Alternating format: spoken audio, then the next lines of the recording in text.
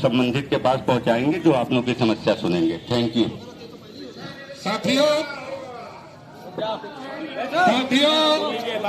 हम लोगों के बीच में एसीपी साहब आए हैं। हम लोग तो वहीं जाने वाले थे, तो इन लोगों ने कहा कि नहीं वहां जगह नहीं है, और एक्चुअल में आप लोग इतनी बड़ी संख्या में आए तो वहां इतनी जगह नहीं थी। तो एसीपी साहब का ये कहना है कि हम लोग इनको ज्ञापन दें और ये ज्ञापन ये पहुंचाने का काम करेंगे। तो हमारी कोई ज्ञापन देने की लड़ाई नहीं, हमारी लड़ाई ये है कि हमारी बात सुनी जानी चाहिए, मानी जानी चाहिए, और अगर हमारी बात नहीं सुनी जाएगी, नहीं मानी जाएगी, तो इसके 10 गुना ज्यादा संख्या में हम लोग अगली बार आएंगे, और अब यहाँ नहीं आएंगे। एसीपी साहब को भी बता रहे कि अब यहाँ नहीं आएंगे, अब सीधे विधानसभा पर आएंगे, यहाँ नहीं आएंगे। एसीपी साहब के माध्यम से सरकार से हमारा अनुरोध है कि जो हमारी डिमांड है उसको पूरा करने का काम किया जाए, स्कूल मार्जिन बंद करने का काम किया जाए। तो अभी हम लोग एसीपी साहब को ज्ञापन देने का काम करें।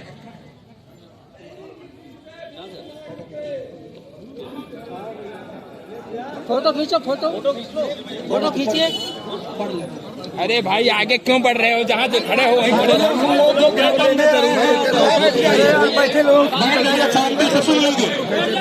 हम लोग ज्ञापन जो महामहिम राज्यपाल को दे रहे हैं, उस ज्ञापन का जो विषय है बेसिक शिक्षा परिषद के अधीन संचालित प्राथमिक एवं उच्च प्राथमिक सरकारी विद्यालयों के पेरिंग एवं मर्जिंग की प्रक्रिया पर तत्काल रोक लगाने तथा हाल ही में इस प्रक्रिया के तहत दंड 10,827 विद्यालयों को पूर्व की भांति यथावत खोलने के संदर्भ में महोदय सादर अवगत कराना है कि उत्तर प्रदेश बेसिक शिक्षा परिषद द्वारा संचालित प्राथमिक एवं उच्च प्राथमिक विद्यालयों को पेरिंग एवं मर्जिंग के तहत बंद किया जा रहा है। लगभग 10,827 विद्यालय बंद किए जा चुके हैं। यह निर्णय शासन की दृष्टि से भले ही तर्कसंगत लगे, लेकिन इसे सामाजिक और शैक्षणिक दुष्परिणाम बहुत गंभीर होंगे, जिसमें पहला नंबर है कि विलय के बाद नए विद्यालय दूर होंगे, जिससे छोटे छोटे बच्चों को पैदल आना जाना पड़ेगा। विशेषकर बालिकाएं एवं दिव्यांग छात्र विद्यालय तक पहुंचने में असमर्थ होंगे। असुरक्षा के कारण बच्चे विद्यालय जाना बंद कर सकते हैं, जिसके ड्रॉप आउट दर बढ़ जाएगी। ये बात लखनऊ में खबर में भी प्रकाशित हो चुकी है, अमेठी में हो चुकी है, और कई जिलों से ये रिपोर्ट है। दूसरी बात यह है, दिहाड़ी या दैनिक मजदूरी करने वाले जो अध्यापक हैं, प्रातःकालीन शहरों में मजदूरी करने के लिए चले जाते हैं, उनके बच्चे विद्यालय घर के समीप स्थित होने के कारण स्वयं पहुंच जाते थे और शिक्षा ग्रहण करते थे, लेकिन विलय के बाद विद्यालय दूर होने पर ऐसा बच्चों की शिक्षा दीक्षा रुक जाएगी। तीसरा मुद्दा जो है, जिस विद्यालयों को बंद किया गया है उनमें अध्ययनरत अधिकांश बच्चों ने पढ़ाई छोड़ दिया है या महंगे फीस वाले निजी स्कूलों में प्रवेश लेने के लिए मजबूर है। चौथा जो मुद्दा है, सर्व शिक्षा अभियान सार्वभौमिक शिक्षा की अवधारणा पर नकारात्मक प्रभाव पड़ेगा। पांचवा मुद्दा है, राज्य में बीएड, डीएलएड एवं अन्य शिक्षक पात्रता वाले डिग्री धारक युवाओं को बेरोजगारी का सामना करना पड़ेगा। छठा मुद्दा है, विद्यालय बंद होने से अनुसूचित जाति, अनुसूचित जनजाति तथा पिछड़ा वर्ग को मिलने वाला आरक्षण निष्प्रभावी हो जाएगा, जिससे सरकारी सेवाओं में आरक्षित वर्गों का प्रतिनिधित्व कम हो जाएगा। जो नौकरियां मिलने वाली थी बीएड बीटीसी करने वालों को, वो समाप्त हो जाएंगे। सातवां मुद्दा है, निजीकरण को बढ़ावा मिलेगा। शिक्षा और व्यवसायीकरण, शिक्षा की व्यवसायीकरण एवं बाजारीकरण हो जाएगी, जिससे साधारण जीवन यापन करने वाले अध्यापक के बच्चों की पहुंच से शिक्षा महंगी साबित होगी। 8 नंबर का मुद्दा है, प्रधानाध्यापक के पद समाप्त होंगे, जिससे उनकी कार्यक्षमता, प्रभावशीलता एवं निर्णय क्षमता प्रभावित होगी तथा वर्तमान में कार्यरत सहायक अध्यापकों का भविष्य में पदोन्नति के अवसर समाप्त हो जाएंगे, जिससे उनकी कार्यप्रणाली मानसिक स्थिति पर नकारात्मक प्रभाव पड़ेगा। 9वें नंबर का मुद्दा है, अनुदेशकों, शिक्षा मित्रों एवं रसोइयों के पद समाप्त होंगे, जिससे उनके आजीविका पर गहरा संकट उत्पन्न हो जाएगा। 10 नंबर का मुद्दा है, भारतीय संविधान की मूल अवधारणा है कि सरकार की भावना राष्ट्रीय एवं राज्य के प्रति जन कल्याणकारी सोशल वेलफेयर की होनी चाहिए, लेकिन मर्जिंग का निर्णय इस अवधारणा के विपरीत प्रतीत हो रहा है। प्रतीत नहीं हो रहा बल्कि है। और भारतीय संविधान के अनुच्छेद 21 से और आरटी एक्ट 2009 के अनुसार निःशुल्क एवं अनिवार्य शिक्षा की व्यवस्था के साथ साथ सुलभ सार्वभौमिक एवं नजदीक में शिक्षा की व्यवस्था करना राज्य की बाध्यता है, ना कि विकल्प।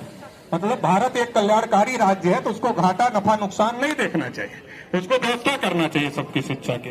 हम सब उत्तर प्रदेश के राज्य के नागरिक, छात्र के अभिभावक एवं शिक्षा के प्रति चिंतित लोग विद्यालयों की फेरी और नीति के विरोध में ज्ञापन सौंपते हुए मांग करते हैं कि इस काली नीति पर तत्काल प्रभाव से रोक लगाई जाए और इस नीति की वजह से अब तक बंद हो चुके लगभग 10,827 विद्यालयों को पुनः खोलते हुए पूर्व की भांति संचालित किया जाए। यदि इस ज्ञापन पर संज्ञान नहीं लिया गया तो भारत मुक्ति मोर्चा, राष्ट्रीय पिछड़ा वर्ग मोर्चा और भारतीय बेरोजगार मोर्चा के द्वारा इसके खिलाफ प्रदेश भर में आंदोलन किया जाएगा और बड़ा एक्शन किया जाएगा। तो ये जो 10 सूत्रीय ज्ञापन है ये हम लोग एसीपी साहब को सौंपने का काम कर रहे हैं। उनका आश्वासन ले लीजिए।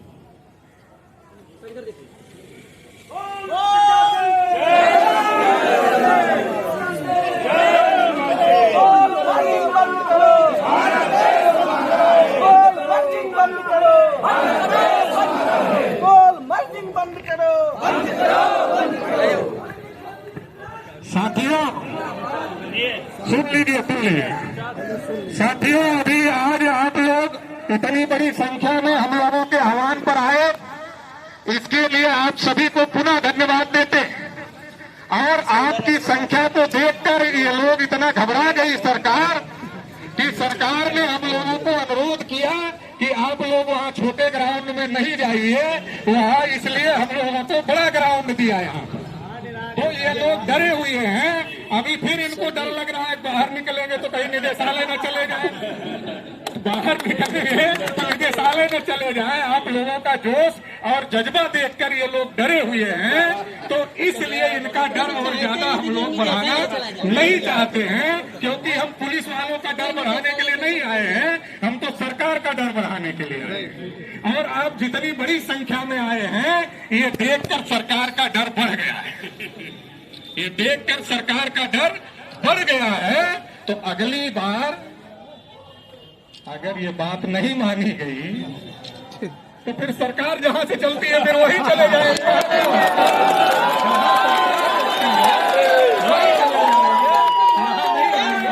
तो इसलिए अभी आप लोगों को यहाँ से निकलने के बाद जो जिस साधन से आया है, यहाँ ये धरना समाप्त किया जाता है और जो जिस साधन से आया है शांतिपूर्ण तरीके से, बिना कोई नारा लगाते हुए, बिना किसी प्रकार का कुछ करते हुए शांतिपूर्ण तरीके से अपने अपने बसों में, अपनी अपनी गाड़ी में बैठना है।